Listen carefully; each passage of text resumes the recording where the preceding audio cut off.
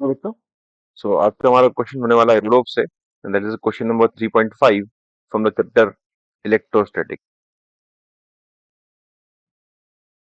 And I बिलीव कि जो भी कंटेंट मैं अपलोड करता हूँ ये आप लोगों के लिए यूजफुल है और आप लोगों की प्रिपरेशन में बहुत आपको हेल्प होती होगी इससे। तो आप लोग कंसेप्ट भी क्लियर होते होंगे। सो मेरी वीडियोस को जरूर लाइक करें, कमेंट करें, सब्सक्राइब करें और शेयर जरूर करें, क्योंकि ये करने से थोड़ा सा मोटिवेशन हाई होता है मेरा। तो मैं इसे और भी कंटेंट, जो अच्छा कंटेंट है, मैं आपको लोगों के सामने जरूर लेके आऊंगा।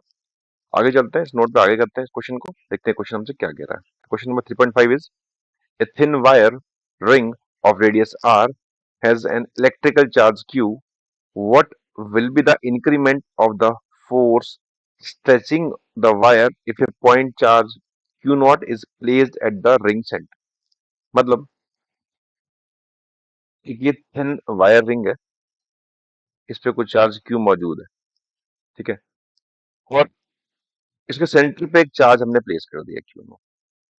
तो टेंशन कितनी हो जाएगी, टेंशन कितनी बढ़ जाएगी? तो what will the increment of the force stretching the wire if A point charge is placed at centre? मतलब इस वायर में क्या स्ट्रेचिंग आ जाएगी, मतलब क्या टेंशन आ जाएगी, बिकॉज वायर में टेंशन होती है।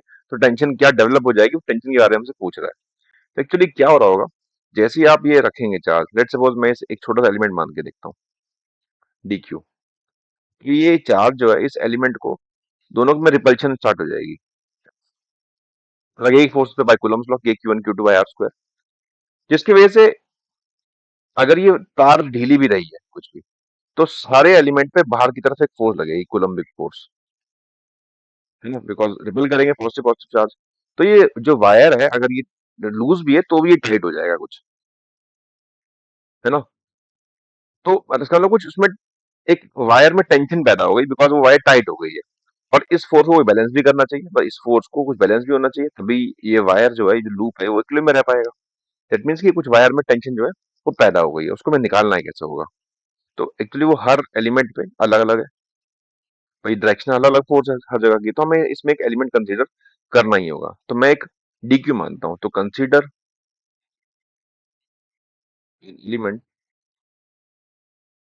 क्वेश्चन का टाइप है, काफी बार रिंग वगैरह में यूज किया जाता है, तो समझ लें इसको। इन रिंग, इसको हम थोड़ा जूम करके देखते हैं। जूम मतलब इसको बड़ा करके देखते हैं, इस छोटे से एलिमेंट को। तो ये कुछ मुझे ऐसी इसी आर्क दिखेगी, ये आर्क दिखेगी। मैंने इसको बस डायग्राम में आपको दिखाने के लिए इसको बड़ा किया, एक्चुअली ये बहुत छोटा है, ये स्मॉल एलिमेंट है। तो स्मॉल एलिमेंट है, बस जूम कर दिया इसको तो बड़ा दिखा है। और इसके सेंटर पे यहाँ पे एक चार्ज, और इस पे चार्ज में डीक्यू मान लेता हूँ। तो मैं डीक्यू निकाल सकता हूँ आसानी से, कितना होगा। तो डीक्यू इक्वल टू हो जाएगा लैम्डा इनटू जो भी उसकी लेंथ होगी अपनी, डीएल। लैम्डा क्या होगा, लैम्डा होता है पूरे पे चार्ज क्यू है, चार्ज अपॉन पूरी की लेंथ जो है 2 pi R into DL. This is DQ, उस छोटे से एलिमेंट पे चार्ज, ठीक है। लेट सपोज कि भाई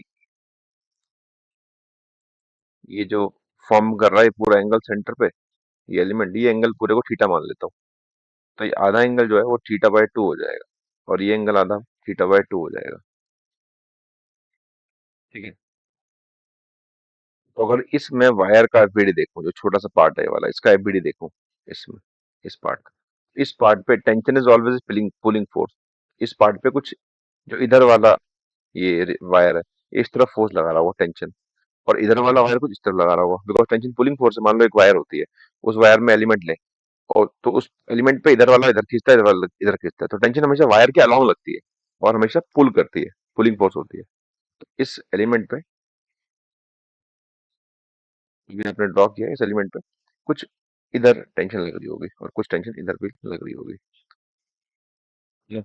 और एक कूलम्बिक फोर्स पे ऊपर लग रही होगी, एफ फोर्स, ठीक है। और सब कुछ रुका हुआ है ऑब्वियसली इक्विलिब्रियम में।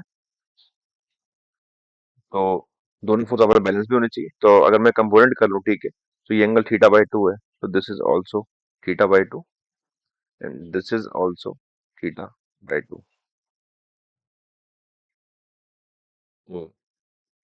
ये हो जाएगा 90 minus theta by to, because ये रेडियस है और ये टेंजेंट है एक तरह से। सो ये हो जाएगा थीटा बाई टू।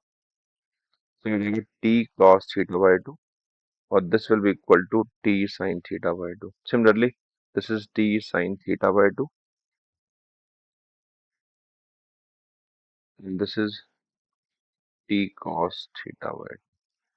तो इस वायर पे अगर देखा जाए छोटे से हिस्से पे, इस पे एक फोर्स इधर लगी टी कॉस करके, इधर लगी टी कॉस, ऊपर लगी कोलम्बिक, और नीचे लगी इधर से टी साइन कुछ, और ये टी साइन। तो ये तो कट ही जाएंगे, दिख रहे होंगे तो अपोजिट है। दैट मीन्स कि जो नीचे वाली फोर्सेस है, मतलब two T sine theta by two must balance this coulombic force, जो ये कोलम्बिक फोर्स लगती है। एंगल सारे छोटे हैं, theta small as theta is small, because हमने जो एलिमेंट लिया है छोटा एलिमेंट है। तो we can write by sine theta equal to tan theta equal to theta. So two T, इसको पुट कर सकता हूँ मैं theta by two, because sine theta theta हो जाता है। And now write down the coulombic force कितनी रही होगी इस पे। कोलम्बिक फोर्स होगी इस पे के, इस पे चार्ज मान लेता हूँ मैं इस एलिमेंट पे, ये हमने मान ही रखा है डी क्यू।